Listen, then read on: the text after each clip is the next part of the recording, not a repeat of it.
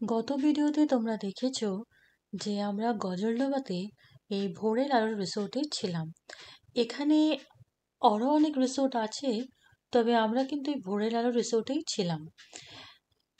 তোমরা যদি এই ভোরের আলো রিসোর্টটা বুক করতে চাও, তাহলে স্ক্রিনে দেওয়া এই ওয়েবসাইটে গিয়ে তোমরা বুক করতে পারো। আমরা ছিলাম এসি ডিলাক্স কটেজে, যার রুম রেট ছিল 3600 পার নাইটের। এখানে লেক সাইড কটেজও আছে, তার প্রাইসটা কিন্তু একটু কম। আমরা ফার্স্ট ডেতে এই টোটো বুক করে আমরা ঘুরে পুরো লোকাল সাইট সিইং করেছিলাম। তো ফার্স্ট ডে আমাদের যেখানে নিয়ে গেছিলো সেটা হচ্ছে টি গার্ডেন। টি গার্ডেন দেখার পর আমরা দেখেছিলাম তিস্তা ব্যারেজ, তারপরে আমরা গেছিলাম বোটিং করতে। এই টোটাল সব কিছু নিয়ে আমাদের টোটো নিয়েছিল আমাদের কাছ থেকে 500 টাকা। এখন আমরা যাচ্ছি টি গার্ডেন ঘুরতে। টি গার্ডেন এসে তারপরে বোটিং করবো, তারপরে ব্যারেজটা দেখবো। তো এই তিনটে আজকে পুরো এই তিনটে জায়গা ঘুরবো। তো আপাতত যাচ্ছি টি গার্ডেনে। টি গার্ডেন যাওয়ার পথে পড়েছিল এই শালবনটা।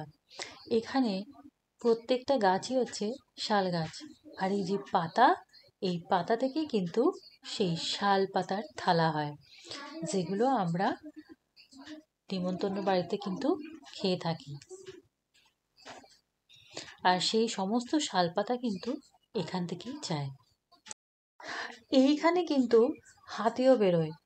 তো সেই কারণে আমাদের যে টোটো দাদা ছিল সে বললো একটু সকাল সকাল বেরোতে, নাহলে সন্ধ্যার পর কিন্তু হাতি বেরোয়। আমরা ভয়ও পাচ্ছিলাম, বিকজ এই জায়গাটা পুরোটা শুনশান ছিল, কোনো লোকজন ছিল না। তবু যেহেতু আমাদেরকে একদম আশ্বাস দিয়েছিল যে কোনো ভয় নেই, তো সেই কারণে আমরা একটু কনফিডেন্ট ছিলাম। তো রাইট নাও আমরা যেই জায়গাটায় আছি এটা হচ্ছে তিস্তার চর। দেখো জায়গাটা কত সুন্দর, মানে এই পুরো এরিয়াটাই তিস্তা নদী, তিস্তা অনেকটা ওইদিকে। তো এটা পুরোটাই চর, বেশ সুন্দর জায়গা। তো আমার তো ভীষণ ভালো লেগেছে, আশা করি তোমরা আসলে এটা ভালো লাগবে। তো এই আমরা যে জঙ্গলটার ভিতর দিয়ে এলাম পুরোটাই শাল গাছ। আর এখানে কি হয়, এখানে একটু সন্ধে নামলেই কিন্তু হাতি চলে আসে। এখানে কিন্তু এটা একটা সমস্যা, হাতি। সেজন্য আমাদের যে টোটো যে দাদা নিয়ে এলো আমাদের, সে বললো কিন্তু এখানে একটু সন্ধ্যার পর কিন্তু হাতি চলে আসে। তো সেই রিস্কে কিন্তু উনি গেলেন না। উনি বললেন যে না, একটু সকাল সকাল গেলেই সুবিধা হবে, একটু ইভিনিং হয়ে গেলে কি হয় যে হাতি চলে আসে। তো সেই রিস্কটা কে নেবে? আর হাতি তো একটা জন্তু, তো বুঝতেই তো পারছো। তো তার কিন্তু তো মানুষের মতো তো সেন্স নেই। তো সেই কারণে মানে এখানে লোকেরাও কিন্তু সেভাবে রিস্ক নেন। এই পুরো এরিয়াটাই হচ্ছে টি গার্ডেন। এখন এই সমস্ত পাতাগুলোকে ছেটে দেওয়া হচ্ছে। এইখান থেকে তুলবে। আচ্ছা, এখান থেকে তুললে মানে এই পাতাগুলোই চা এটা মেশিনে দেবে। হ্যাঁ, মেশিনে দেওয়ার পরে ওটা মানে এক রকমের সিদ্ধ হয়ে যাবে। আচ্ছা, সিদ্ধ হওয়ার পরে ভিতরে যে রসটা থাকবে ওটা বের হয়ে চলে আসবে। আর তারপরে ওইটাকে গিয়ে আবার একটা মেশিন থেকে আরেকটা মেশিন, আরেকটা মেশিন থেকে আরেকটা মেশিন, এরকম করে করে চেঞ্জ হবে। এইখানেই আছে সামনে ফ্যাক্টরি, কিন্তু ফ্যাক্টরিতে কাউকে ঢুকতে দেয় না। আচ্ছা, বন্ধ যখন এই পাতাগুলো তো মোটা মোটা, এগুলো কোনো কাজে লাগবে না। এগুলো আর কোনো কাজে লাগবে না। আচ্ছা, আর চা গাছের কিন্তু কোনো সেন্ট পাবেন না, পাতার কোনো সেন্ট পাবেন না। পাতার কোনো সেন্ট নেই, কোনো সেন্ট পাবেন না। এটা শুধু এখন মনে হয় চা তোলার সময় হয়নি না। এটা এক রাউন্ড তুলে গেছে। তো এই যে বোটাগুলো দেখতেছেন কালো, এটা এক রাউন্ড তুলে চলে গেছে। আবার দেখা গেল 21 দিন। আচ্ছা, ওই যেটা যে তুলে চলে গেছে ওইটা চা হবে না? হ্যাঁ, ওইটা চা হবে। ওইটা চা হবে? হ্যাঁ, ওর জন্য। আর যেটা বলে দার্জিলিং টি খুব কস্টলি, সেগুলো এটা না? সেটা এটা না। ও, সেগুলো তাহলে কোথায়? সেগুলো দার্জিলিং হবে। ও, এই গেলে হবে না? না, এখানে এগুলো সব কি লোকাল? এটা লোকাল। এই পাতাগুলোর থেকে আবার মানে দার্জিলিং টি বের করতেছে। মানে এটা ভাগ ভাগ হবে আপনার, বিভিন্ন কোয়ালিটি সিস্টেম করে এটাকে ভাগ করে বের করবে। সিটিসি বের করবে, এমনি লোকাল বের করবে, গ্রিন টি বের করবে। ওই গাছ একটাই থাকে কিন্তু ওই গাছের ভিতরেও ভাগ আছে। ও, গাছেরও ভাগ আছে? হ্যাঁ, এই দেখেন এই গাছের পাতাগুলো দেখেন কত ছোট ছোট, আর ওই সাইডের বাগানের পাতাগুলো দেখেন কত বড় বড়। আচ্ছা, হ্যাঁ, এই গাছের ভিতরেও ভাগ থাকে, আর যখন পাতাটা তৈরি হবে না, আচ্ছা ওই পাতার মানে চায়ের ভিতরেও তখন ভাগ হবে। ও আচ্ছা, এই পাতার ইয়েতে না? হ্যাঁ, এর থেকে দামি পাতা বেরোবে এটাই। আচ্ছা মানে যত ছোট পাতা হবে তত দামি হবে। হ্যাঁ, এই পাতাগুলোর নাম্বার আছে, কোনোটা 21-এর আছে, কোনোটা 19-এর আছে, আচ্ছা, কোনোটা 23-এর আছে, এরকম নাম্বার দেওয়া আছে। আর রাস্তা বললেন কোথা দিয়ে আছে? ভেতরে ঢোকার রাস্তা? এই যে এরকম ও এইভাবে ঢুকতে হবে। এই যে এইভাবে। এবার ঢুকে চলে আসছে। আয় দেখি, চলো আয়। না না ওঠাই যাবে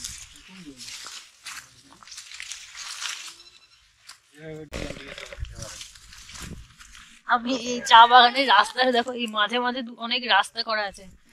রাস্তা করে না থাকলে তাহলে পাতা হ্যাঁ পাতা তুলবে কি করে? এবার সেটাও যদি আমি বটে। এইভাবে যেতে চাই, যেতে দেখেন এই পারবো যে না। আটকে গেছি।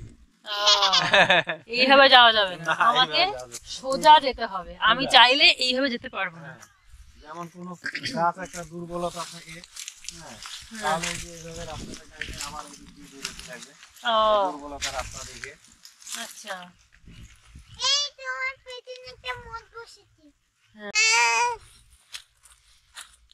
বেশ। করা পরে লেভেলে হবে, আচ্ছা ডেট বসবে, ও আর তা না হলে এখান থেকে শুধু খালি তৈরি করবে। ও আচ্ছা আচ্ছা আচ্ছা হ্যাঁ, এইখানে আপনি একটু চা কিনতে যান, পাবেন না। হ্যাঁ, না পাওয়া যাবে না, যা এগুলো সব মানে শিলিগুড়িতে। হ্যাঁ, যা স্টাফ আছে হুম। ওই স্টাফদের জন্যই খাবারের যেটা দেয় আচ্ছা। মান্থলি ওইটুকুনি। আচ্ছা আচ্ছা পেছনে চল। ঘুরে তাকা। এই সামনেই এটা হচ্ছে চায়ের ফ্যাক্টরি, যেটা আমরা ঘুরে দেখে নিয়েছিলাম। তবে এই চায়ের ফ্যাক্টরির ভেতরে আপাতত ঢুকতে দেয় না। এখন তো পাতা কম আসে তো, ও আচ্ছা আচ্ছা বর্ষার সিজনে রাত্রি 24 ঘন্টা করে। ও ওই চায়ের আসল সময়টা মানে বর্ষা ও চায়ের আসল সিজনটা বর্ষাকাল,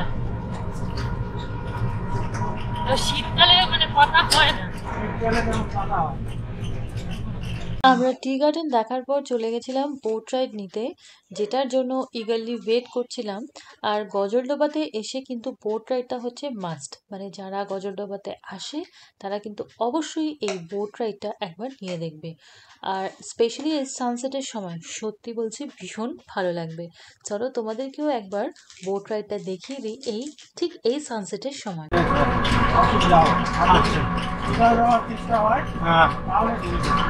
হাতির সামনে যদি পড়তে হয় তাহলে ওই হাতির চারিপাশে ঘুরপাক খেতে হবে, হাতি আর তখন কিছু করতে পারবে না। হ্যাঁ আচ্ছা হ্যাঁ এইটা হচ্ছে সেই তিস্তা নদী। আমি দেখো মানে কি দারুণ লাগছে। আর এখানে দেখো প্রচুর বাইক রাখা আছে, মানে সবাই এখানে বোটিং করতে এসছে। এখানে কিন্তু খুব ভিড় হয়েছে না, জাস্ট ওই জায়গাটা দেখো, মানে ওই পার্ট ওইখানটা বোটিং হয় আর কি। বাইকের শুধু একবার লাইন দেখো।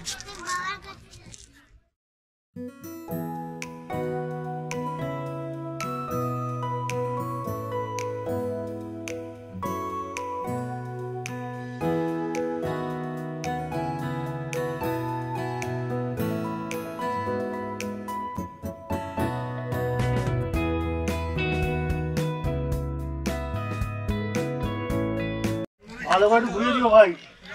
সো আমরা এখন এই বোটিং করছি, পুরো এরিয়াটা নিয়ে বোটিং করব। মানে বেশ ভালো লাগছে। এখানে কিন্তু প্রচুর নৌকা আছে, এরকম আবার শিকারা টাইপেরও আছে। শিকারা মানে ওই ওপরে এরকম শেড করার মতন আছে, তো আমরা ওটাতে চাপিনি, আমাদেরটা পুরোটাই ওপেন। দেখো বেশ ভালো লাগছে। জাস্ট একবার সামনের ভিউটা একবার জাস্ট, এটা হচ্ছে সামনের ভিউটা, এটা হচ্ছে পাড়টা। আর ওই দেখো দূরে দেখো, ওটা হচ্ছে শিকারা টাইপের বোট। এখানে অনেকজন ফ্যামিলি নিয়ে এলে ঠিক আছে, তো আমরা যেহেতু 3 জন এসেছি না, আমরা ওইটা নিই, আমরা এরকম ছোট বোটে নিয়েছি।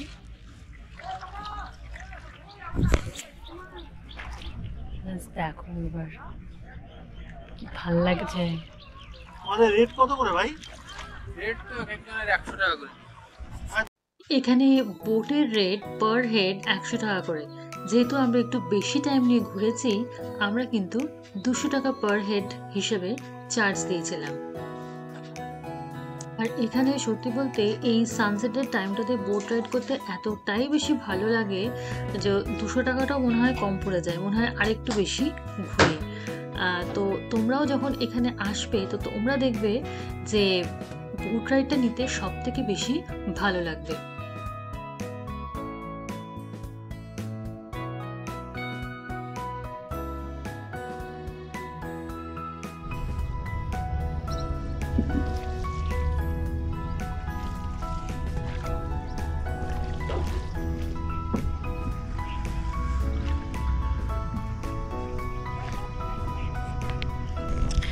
সো জেনারেলি এখানে বললো যে পার হেড 100 টাকা করে। তো আমরা বললাম আমরা একটু বেশি ঘুরবো, মানে দেখে এত ভালো লাগছিল। তো বললো ঠিক আছে, তো পার হেড তখন 200 টাকা হয়ে গেলো। বললাম না, আমরা একটু ভেতরেই যাবো, একটু বেশিক্ষণ ঘুরবো, কারণ ঘুরতে এত ভালো লাগছে। তো এটা হচ্ছে তিস্তা ড্যাম, যেটা কারণ তিস্তা রিভার যেটা সেটা কিন্তু নয়। তো তিস্তা রিভারটা বলে একটু রাফ আছে, তো তিস্তা ড্যামেই কিন্তু বোটিংটা হয়। কিরে মানি, ভয় পাচ্ছিস? তুমি আন্ডার দাও আর টিপতো। কি বল, কেমন লাগছে? যদি তোমার ও মা, ওই দেখ পাখি, দেখ পাখি, ওই যে বক। পাখি সকাল 6টায় আসতে হবে তোমাদের। হ্যাঁ, এই পাখি সেই পাখি নয়। তখনও কি এরকম করে ঘোরাবে? না, তখন ওদের বার্ডিং থাকে, আলাদা লাইট থাকে। যে পাখি চেনে, পাখি যে পাখি, মানে পাখি অরিজিনাল পাখি দেখতে হলে বক আছে, মাইগ্রেটরি বার্ড যেগুলো আসে, তো সেগুলো দেখার জন্য একদম সকাল 6টায় বেরোতে হবে, তবে গিয়ে দেখা যাবে। তো যাক, আমরা এখন ব্যাক করছি, আমাদের নৌকা ঘুরিয়ে নিল, আমরা এখন টুয়ার্ডস পাড়ে যাচ্ছি। তো বেশ খানিকক্ষণই ঘোরালো, পিছনের সানসেটটা কিন্তু দারুণ লাগছে। বলো, তুমি নৌকা আর সানসেট তিনজনে একসাথে, হ্যাঁ দেখ সূর্য আস্তে আস্তে ডুবে যাচ্ছে।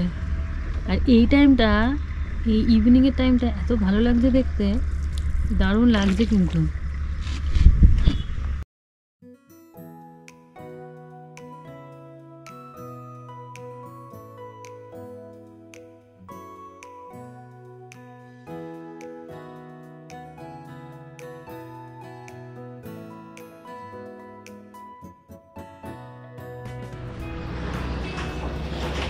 এই যে জল বেশি হলে দেখো এখানে গেটগুলো দেখতে পাচ্ছ, গেটগুলো খুলে যায়।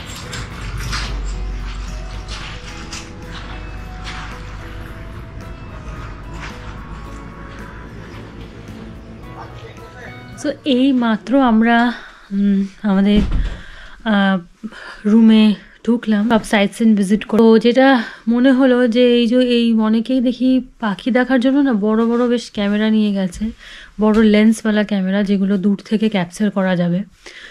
তো সন্ধ্যাবেলাতে অনেক কিন্তু পাখি আসে, যেটা আমরা জানতে পারলাম। সকালবেলাতে তো আসেই, মানে সকাল 6:30 থেকে পাখি দেখা যায়। তবে যেটুকুনি ইনফরমেশন পেলাম সেটা হচ্ছে যে এবছর পাখি নাকি কমই দেখা গেছে। গত বছরও নাকি প্রচুর পাখি দেখা গেছিলো, কিন্তু এবছরটা একটু কম পাখি দেখা গেছে। তো এটার রিজনটা কি সেটা তো জানা নেই। কেউ দেখলাম আমরা যখন বিকেলে যখন বোটিং করছিলাম তখনও অনেকে ওখানে পাখি দেখতে গেছে, এবং পাখি দেখানোর গাইড হচ্ছে আলাদা, যারা পাখি সম্পর্কে জানে এবং কী ধরনের পাখি আসে, কোনগুলো। এবার ম্যাক্সিমাম সবই কিন্তু ওই ক্রেন জাতীয় পাখি, কিন্তু বিভিন্ন স্পিসিসের ক্রেন। তো সেগুলো ওখানে এসে আসে, মাছ ফাছ খায়। তো তিস্তার একটাই মাছ, সেটা হচ্ছে বরলি মাছ, যেটা আমরা দুপুরবেলা জাস্ট খেলাম, তোমরা তো দেখলেই। বরলি মাছটা অনেকটা, আমার তো যেটা মনে হলো, মানে আমার যেটা খেতে লাগলো সেটা আমাদের অনেকটা সেই বাটা মাছের মতো ছোট ছোট। তো মাছগুলো তোমাদের দেখলেই, তো ওগুলো যেরকম করে ফ্রাই করে ঝাল করে সেরকমভাবেই করেছে। তো আমার তো সেই বাটা মাছের মতনই লাগলো খেতে। তো সেই মাছটা এখানে অনেকেই খায়, ওটা ফেমাস যেহেতু, তো এখানে এলে কিন্তু ওই মাছটা কেউ মিস করে না অনেকেই। আর তারপরে একটা জিনিস যেটা দেখলাম, সেখানে প্রচুর প্রি ওয়েডিং শুটিং হচ্ছে, তো বেশ ভালো লাগলো দেখতে। তো একটা নৌকাতে কাপলসরা বসে আছে, আরেকটা নৌকাতে যারা ক্যামেরা ফ্যামেরা নিয়ে লাইট নিয়ে সব বসে আছে, শ্যুটটা করছে। তো ওটা মানে আমরা যেখানে আর কি বোটিংটা করেছি, ওটা কিন্তু আইডিয়াল একটা মানে ছবি তোলার জায়গা বলো, ভিডিও করার জায়গা বলো, যাই বলো, মানে আইডিয়াল জায়গা। ভীষণ ভালো লেগেছে। ইচ্ছা আছে কালকে আরেকবার গিয়ে ওখানটা ভিজিট করব। তো ব্যাস এই এখন একটু চেঞ্জ করে একটু কিছু খাবো, তো তার জন্য আবার একটু বাইরে যেতে হবে, একটু চা বা কফি যাই হোক কিছু খাবো। যাই হোক, ক্যামেরাটা চার্জ দিনই, সকাল থেকে সার্ভিস দিচ্ছে ক্যামেরা আমার, ভালো সার্ভিস দিচ্ছে। আর এখানে যেটা এক্সপেক্ট করেছিলাম কি খুব কম ঠান্ডা, কিন্তু একদমই না, এখানে বেশ ভালো ঠান্ডা। যেহেতু এখানে কি এরিয়াটা পুরোটা ফাঁকা এরিয়া, তো এখানে কিন্তু বেশ ভালো ঠান্ডা, মানে ভালোই ঠান্ডা লাগছে। আর হাওয়া দিচ্ছে, আর এখন তো দেখি কুয়াশা পড়ে গেছে, যে হাতগুলো পুরো ঠান্ডা হয়ে গেছে। কি দেখলাম এখানে কিন্তু কোনো রুম হিটার নেই, এই একটা সমস্যা। তো হোপসো অতটাও ঠান্ডা লাগবে না ঘরে, যতদূর মনে হচ্ছে। তো দেখা যাক রাত্রিরে কতটা কমফোর্ট পাই।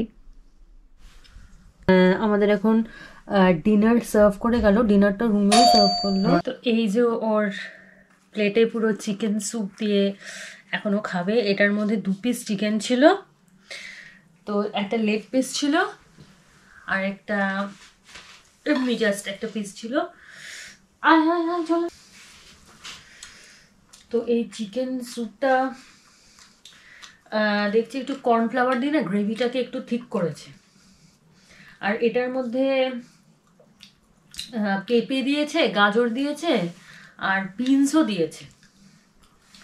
তো আমার এবার কি অন্য চিকেনের যে প্রিপারেশনগুলো, সেগুলো কি হয় একটু ঝাল হয়, আর খেতে দুপুরবেলা যেন খেতে অসুবিধা হচ্ছিল, ঝাল লাগছিল।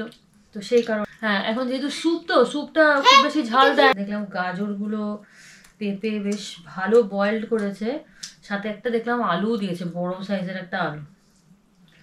তো যেহেতু 2টো চিকেনও খাবে না, তো একটা চিকেন ওর বাবার জন্য রেখে দিলাম। বাবা বললে আমি একটু চিকেন স্যুপটা খেয়ে দেখবো কিরকম। যে হ্যাঁ খাও, দেখো কিরকম খেতে। আর রুটিটা বেশ নরম দিয়েছে, আর যেহেতু এটা ক্যাসারোলে রেখেছে, তো সে কারণে গরমই আছে। খাবারগুলো তাড়াতাড়ি না খেয়ে নিলে ঠান্ডা হয়ে যাবে, বিকজ এতটাই ঠান্ডা পড়েছে। তো আমরা ডিনার কমপ্লিট করে একটু তাড়াতাড়ি শুয়ে পড়লাম, বিকজ আজকে সারাদিনটা প্রচুর ঘুরেছি এবং প্রচুর হেক্টিক গেছে। তো রাতে ভালো করে ঘুম হয়নি, ট্রেনে তো ঘুম জেনারেলি হয় না। তো আজকের ভিডিওটা কেমন লাগলো অবশ্যই কমেন্টস করে জানাবে। ভিডিওটা ভালো লেগে থাকলে লাইক, কমেন্ট আর চ্যানেলটাকে সাবস্ক্রাইব করে প্লিজ আমাকে সাপোর্ট করো। Thanks for watching the channel.